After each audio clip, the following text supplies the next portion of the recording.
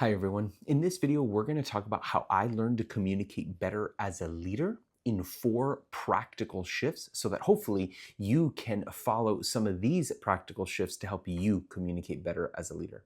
If you're new here, my name is Jared, and over the last 9 years, I've been a leadership coach helping leaders develop themselves and their teams better in such a way that they can be more efficient and effective at work while also having enough margin to be present at home.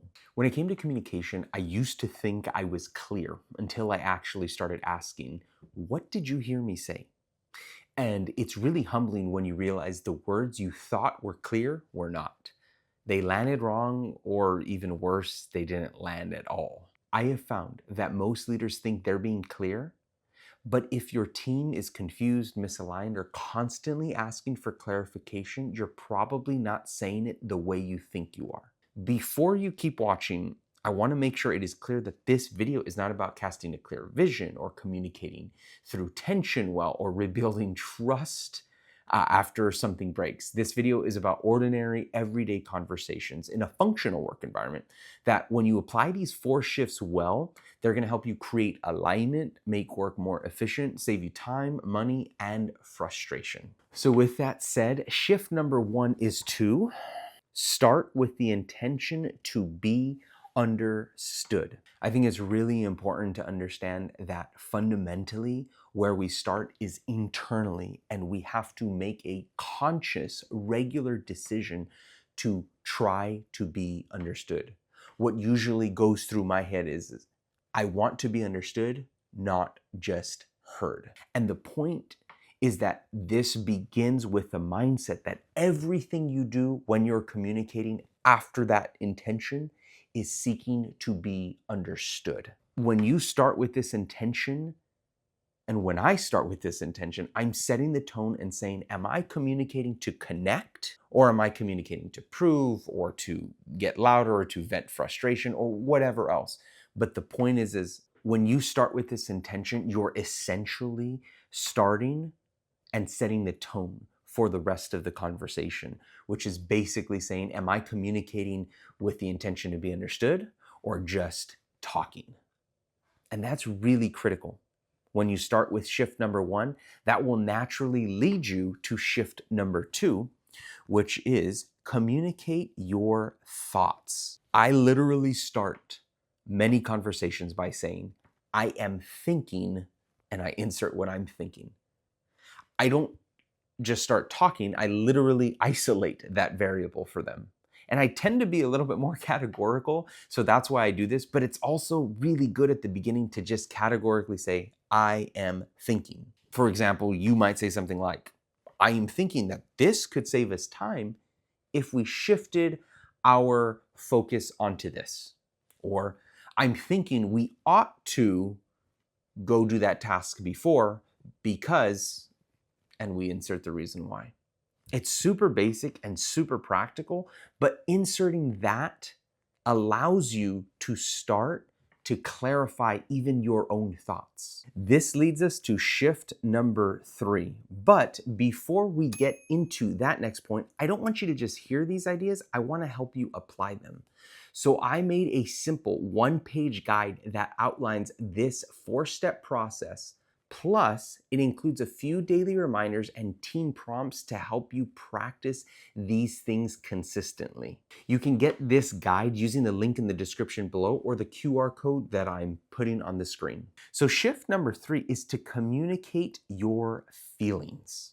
So the next part is to say, I am feeling, and you're going to name the emotion. This, unless you're naturally emotionally in tune, this is going to feel awkward. But emotion drives clarity. What it does is it gives you an opportunity to share again from the whole part of yourself. And when I'm communicating and leading others, they don't want to just hear my logic, but also my heart. We are both logical and emotional beings, so we have to communicate on both fronts. So for me, after shift 1, where I start with the intention, shift 2, I say something like, I'm thinking we need to do this task before. And then shift 3 is, I'm feeling really frustrated because every time we don't do this task, I get overwhelmed, and that then overwhelms the rest of the team, etc. And so I dive into that. This is a really subtle shift, but it's accentuating the emotional things that are going on inside of you.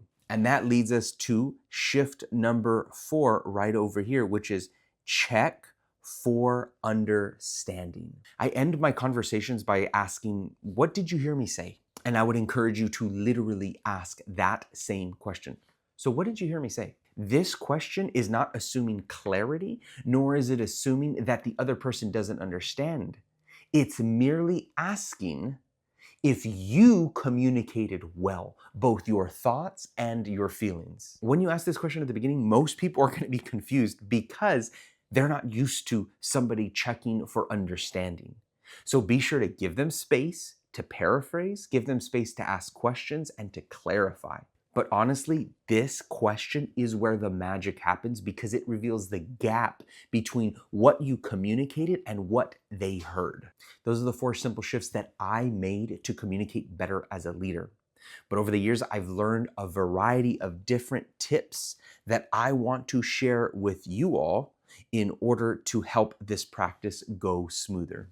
So tip number 1 is you're going to get this wrong, and that's okay. Don't presume perfection out of yourself. Don't assume that this is going to go easy.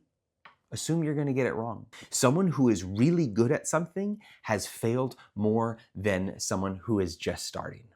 So assume you're going to fail and get this wrong. The second tip I have for you is practice with safe people who will give you grace and compassion. Don't just start this with someone who is going to demand your perfection or with a very tense situation. Be smart about who you are going to begin practicing this with. The third tip that I have for you is that this will feel awkward, and that's okay. Embrace the awkwardness. There are many good things in life that have come after getting past the awkwardness. Push through. Keep practicing this. The fourth tip I have for you is repetition will build your confidence. Dig into this. Don't just try it once. Keep going because you will get better with time. Tip number 5 that I have is focus on basic everyday conversations. Don't try to bring this up in very convoluted, tense, or relationally hostile situations. This leads me to tip number 6, which is silence is your ally. Very specifically, when you're starting this process and asking people, what did you hear me say? They need space to process. Maybe they'll respond right away, but maybe they need space.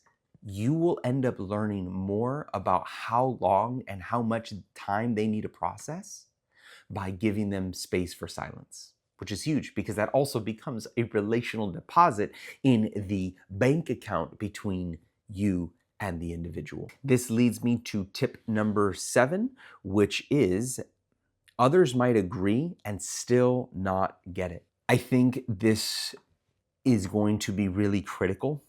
If someone, when you ask them the question, what did you hear me say? And they don't mirror back what you said, but simply say, well, I agreed with everything you said. Emphasize the fact that you are looking to understand what you communicated. And sometimes many people will literally just say, agreed, because they don't fully understand everything being communicated. And this leads me to tip number 8 that I have is keep a mental note. Are people asking for clarification often? If so, that's a cue that you are not doing a good job in communicating both your thoughts, your feelings, and also you might need to be checking for understanding more. I've mentioned this before and I'll say it again. I don't want you to just hear these ideas. I really want to help you apply them. That's why I made a simple 1-page guide that outlines this 4-step process And it includes a few daily reminders and some team prompts that you can go over with your team in order to help you make these practices more normal. You can grab that resource using the link in the description below or the QR code that is here on the screen. In this video, we covered how I learned to communicate better as a leader, not just through theory, but through a lot of trial and error. We talked about 4 practical shifts along with 8 different tips that I have for you guys. Listen, if this video interested you, then you might be interested in this video that I'm putting right over here on the screen that talks about 4 ways I learned to be a better listener as a leader. If it's not up yet, then I haven't published it. So be sure to get subscribed so you can see it when it comes out. And I will see you guys right over there in that video.